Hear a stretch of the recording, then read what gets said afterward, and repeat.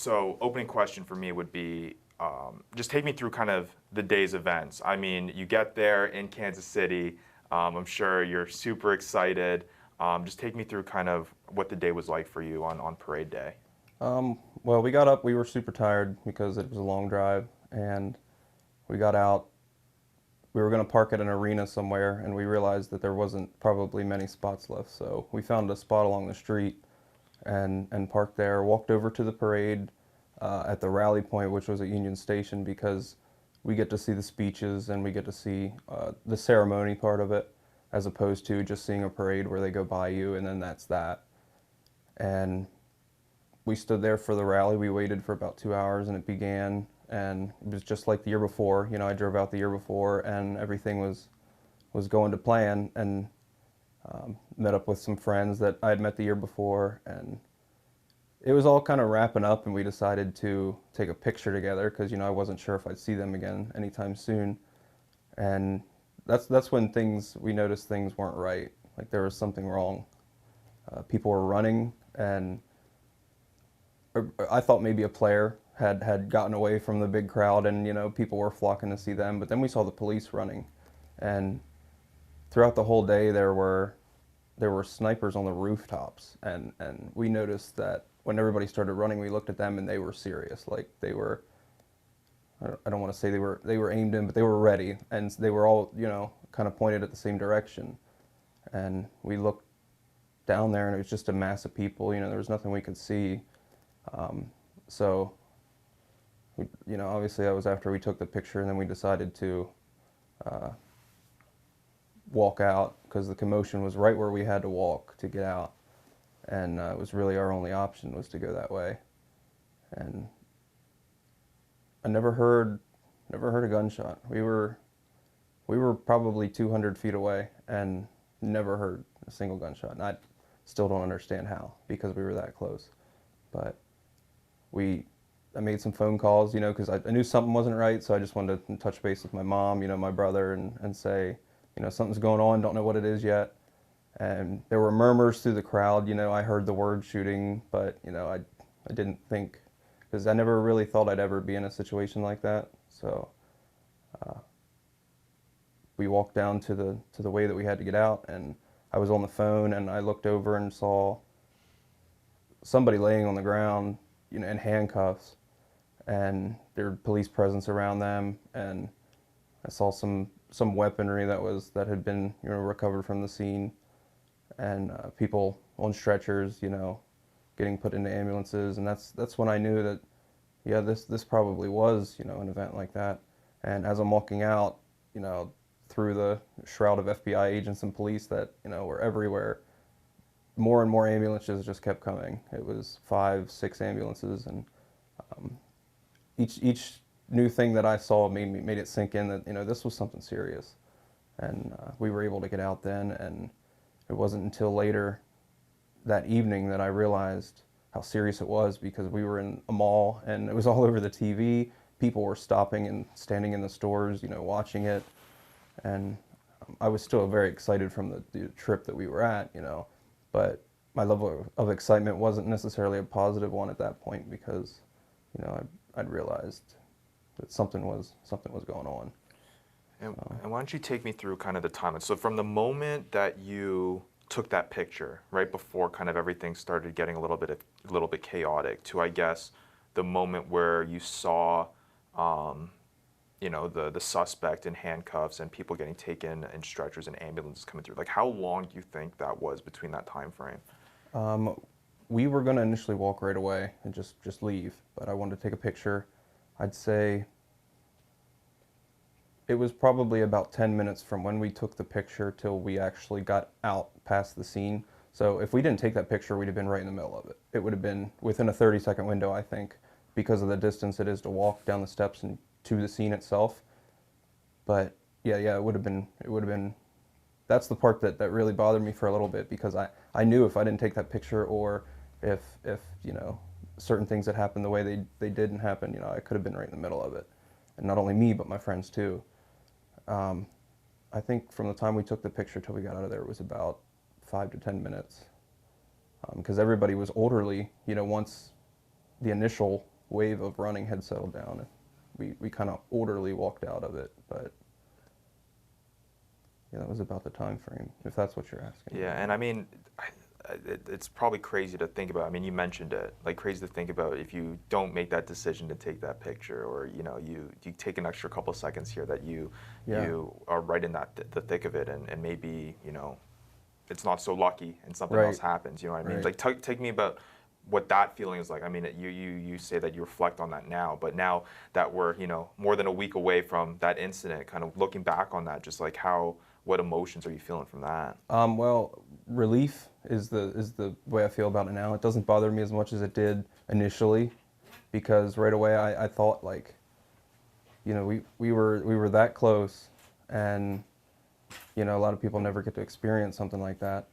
And if I didn't take that picture, it really started to sink in, and the national headlines and stuff, that really, I was like, this is serious, and you were very close, but it's not all accredited, I think, to taking that picture. Maybe there's a little bit of luck on our side, but yeah, if we didn't stop to take those pictures, it could have been life changing. Yeah. And I guess going through that now, it's like, I mean, you're talking about a 10-minute time frame, which in the grand scheme of your day is not that long of a time No, frame. But no. I mean, that's probably the time frame that you remember most about that Yeah, day, yeah, no it question. So take me through the range of emotions within that 10-minute span. I mean, going into it, I mean, how long have you been a Chiefs fan? Over 20 years. So Yeah. 20 years, you're going second year in a row down to Kansas City to go see obviously your favorite players. Everyone's having an amazing time. Two Super Bowls in a row. Yeah. It couldn't really get any better than that. So you're taking that picture and you're happy. And then just take me through that 10-minute span where you go from overjoyed feeling about a championship celebrating day to fear. Is that the best way to describe it, or kind of what's kind of through that? There was a lot of ignorance. We didn't know. We didn't know. We kind of just knew that something was wrong, and it wasn't until we saw multiple ambulances come in and out that we realized that, I still hadn't known when it actually happened. So for maybe a few hours, I didn't know how close we really were, if it hadn't been for stopping and talking, taking the pictures and whatever. But once I did figure out how close we were, it hit me hard. We just had a conversation about, if we didn't take that, it would have been much different. But I was so happy at the end of the parade. It was so joyous. I love it. I love the team, and I love, the city. And so it was, at first I didn't have like a negative emotion. I was still happy from everything that had been going on. I never really got worried. The company I was with was very nice, and like I said, had I known at the time what was going on, I may have been more concerned. But yeah, my emotions were pretty even keel, until I really figured out what was going on, and by then I was already, I'd already left. But It must be after that 10 minutes, and you are back you're with your friends. You finally escaped the area. You're at that mall that you're talking about, and you're seeing all these headlines going across. Like, what's that conversation like with you and your friends about, like, oh man, if we didn't take that picture, or like just reflecting on now that you knew, like the ignorance has passed, where you're no longer like what's kind of going on and not really aware of the situation, but now that you have all the facts, now that you know what happened, you saw the stretchers coming in, you saw the person getting handcuffed, you're seeing the headlines. What's that conversation like now amongst your friends about kind of that moment and being there together and how close it could have been? I mean, that must have been a kind of a strange conversation to have. yeah, it was. We're naturally even-keeled people. We like to keep our emotions in check, and when we finally took a step back and realized everything, it was not harrowing, but it brought me down to earth a little bit. It made me not, realize that sometimes you take things for granted, and the conversations were, just a matter of what if. I guess that's the natural human instinct, is to wonder what would have happened.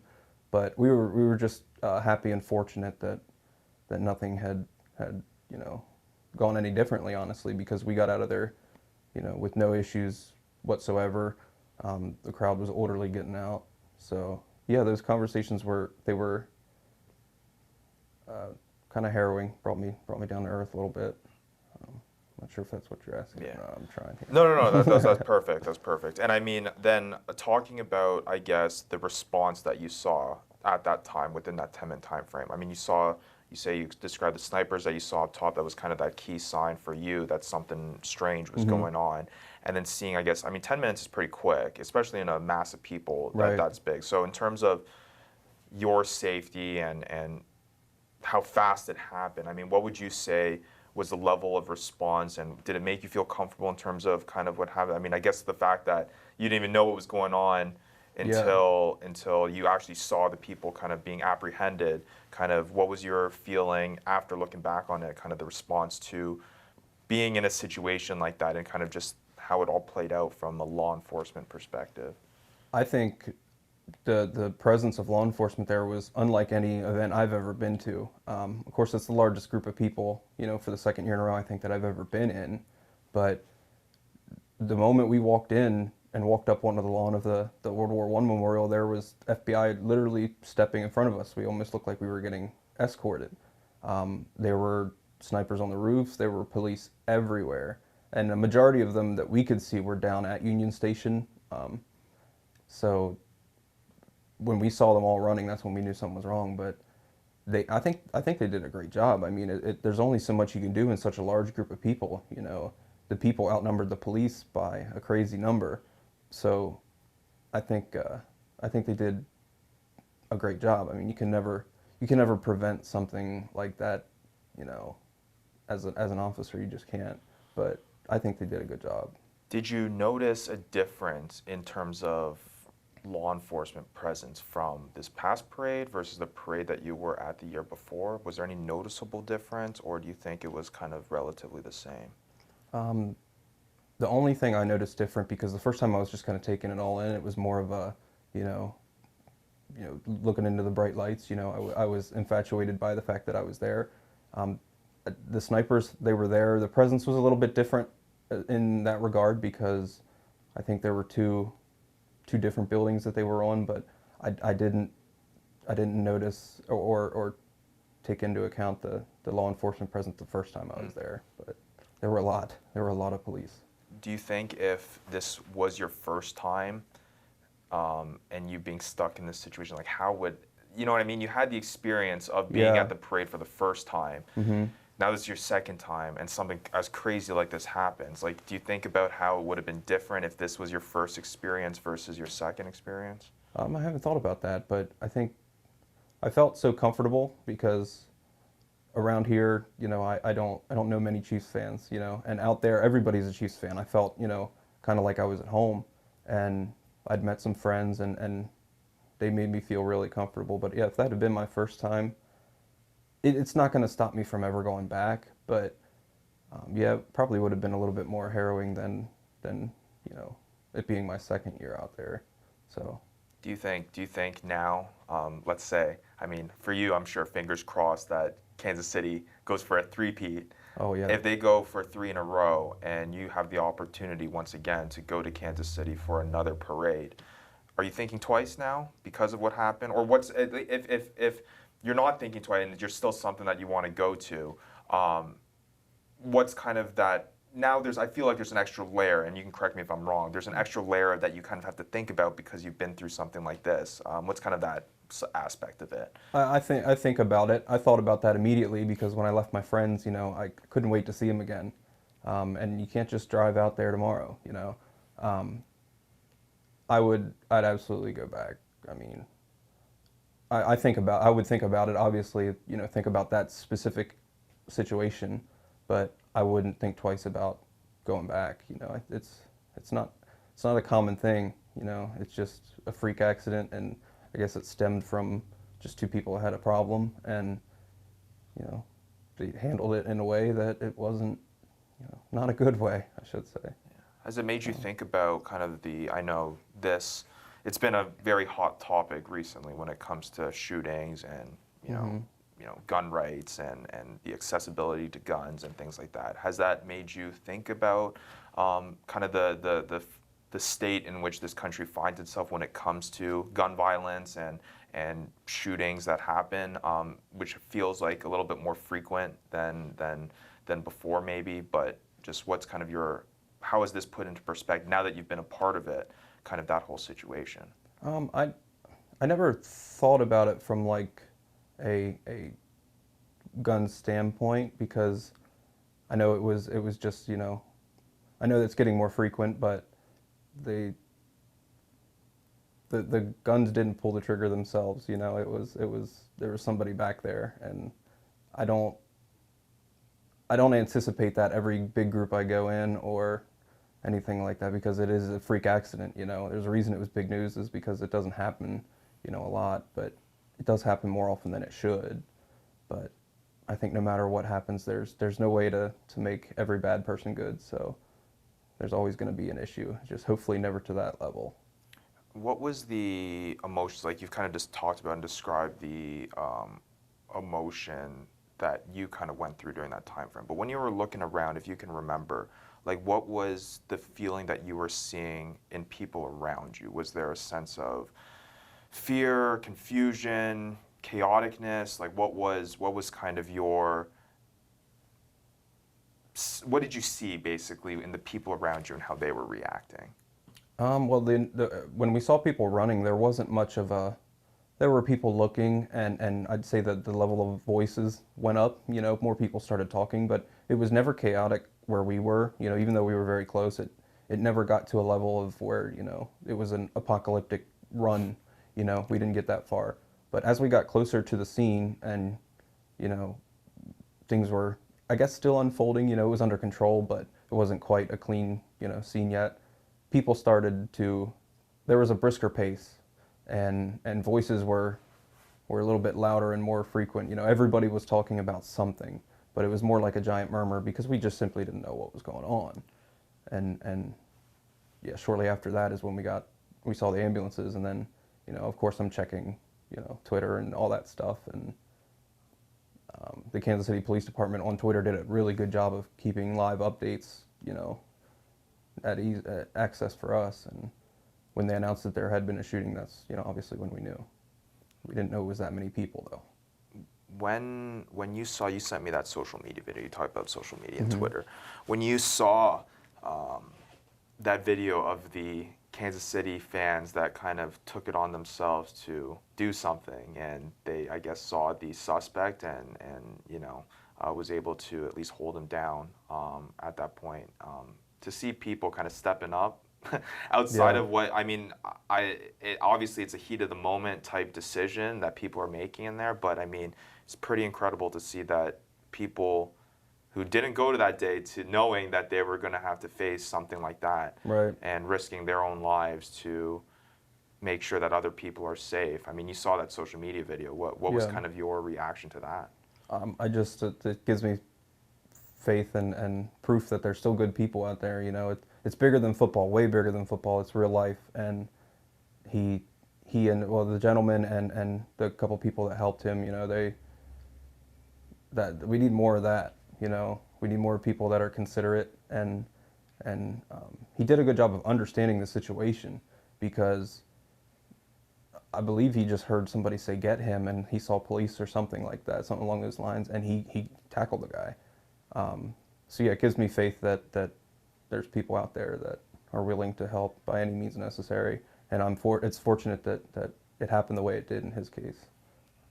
And I guess just a few more questions for me. I guess how obviously you when you were driving down to Kansas City, this was not something that you were expecting, but for it to go from such a joyous occasion of you expecting, again, once another memory that you're going to remember for the rest of your life from a Super Bowl championship standpoint, but now this memory has kind of shifted into something else that has a little bit of maybe an asterisk or a little bit of a, you know, an underlying downtone, because now it's obviously something strong like this. When you think about that, like, take me through kind of the shock that you went to something like this that was supposed to be just all about jubilation and enjoying the moment and celebrating with fellow Chiefs fans, to what it became. Can you describe to me what that feeling's like? It's almost unfortunate, because everybody that has come up to me since I've been there has, the first thing they referenced was not the speeches, it was not the drive, it was not the championship, it was what happened, and yeah, that does bother me to an extent because that's not the reason I went there, and that's not how I want it to be defined.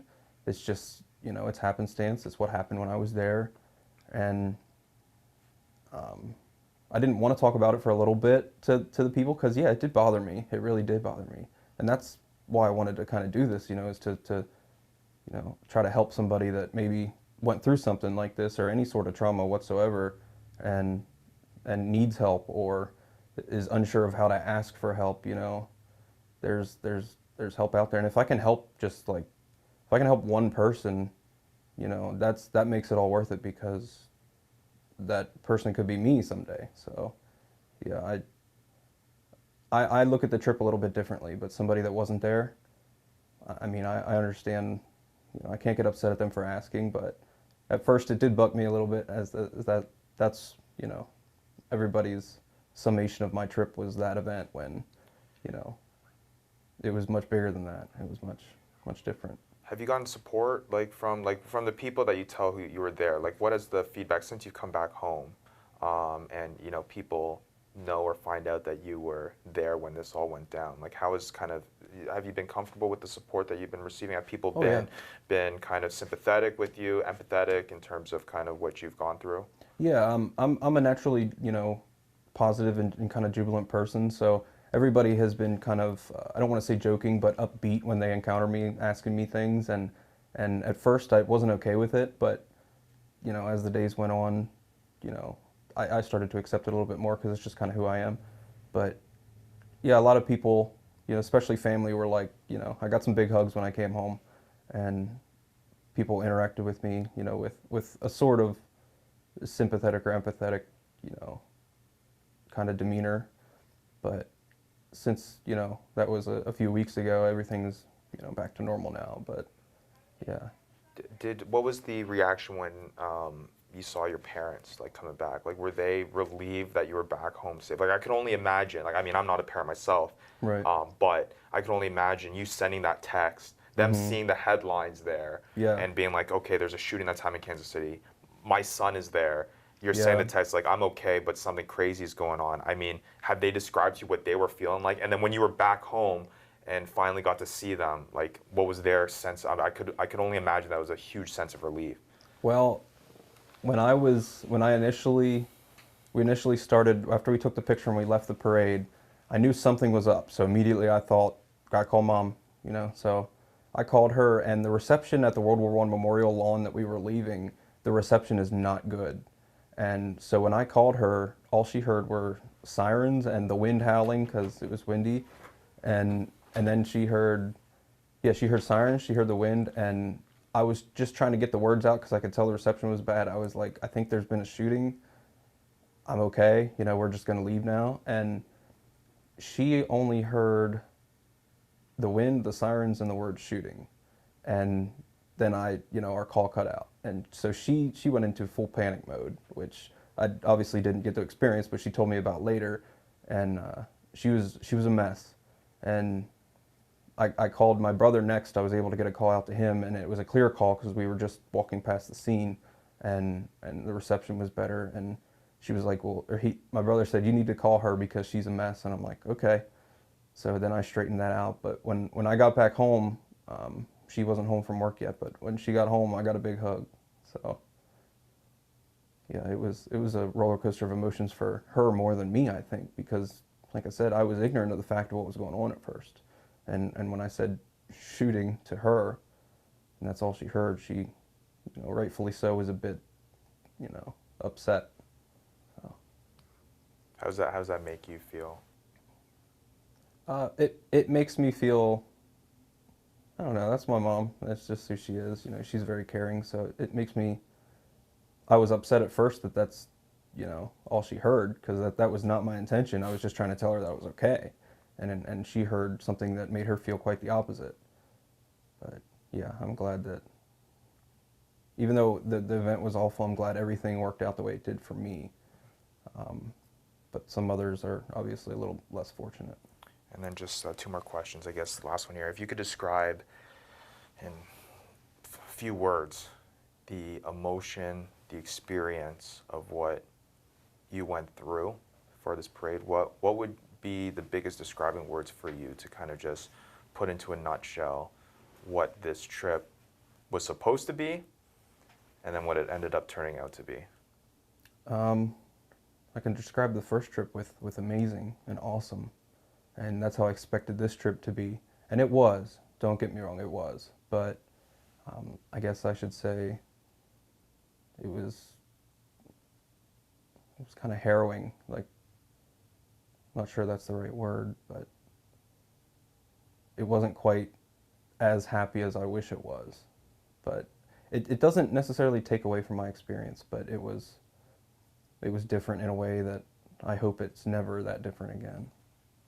I hope I get to go out again. I mean, geez. But I will go out again. It's just, I don't know when, you know. If they win their third in a row, I will definitely go out. It's not going to stop me. It's just, you know, I understand things happen. But, yeah. And then I guess last question is just how has this experience changed you? I mean, you've had about a week to kind of reflect on it now.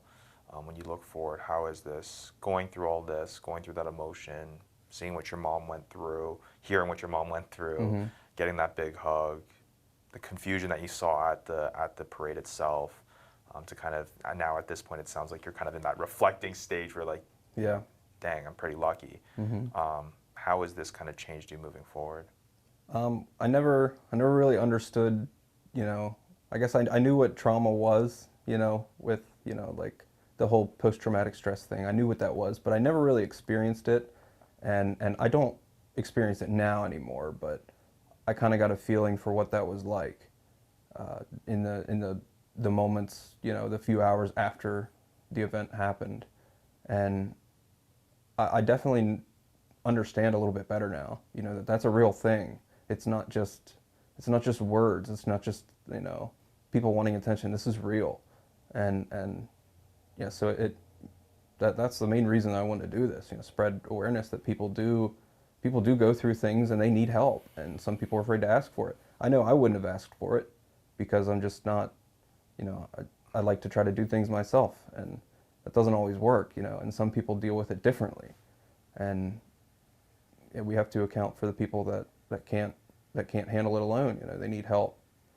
And yeah, that's kind of why I wanted to share my story, was because, you know, I want to make sure people get the help, because like I said, that could be me someday.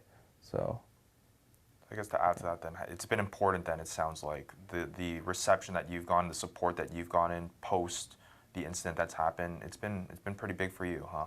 yeah. I mean, it didn't change me a whole lot as a person. It just opened up my eyes to, you know, how other people experience things and handle things. You know, we're not all robots. You know, we have emotion, and emotions are different, you know, from person to person. And yeah, I can handle it. I'm okay. You know, I don't have any sort of problems, you know, post-traumatic or anything, but I know there's people that do, and from that event specifically, there are people that do, and there will be in the future, you know, for other things that happen, whether it be things that aren't very serious to things that are as serious as what happened. I know that people will handle it differently, and I want them to know that they can get help, you know, whether it's talking to a family member or, you know, reading a pamphlet online. You know, there's hope for everybody out there. So. And last question, I always finish every interview, Tim.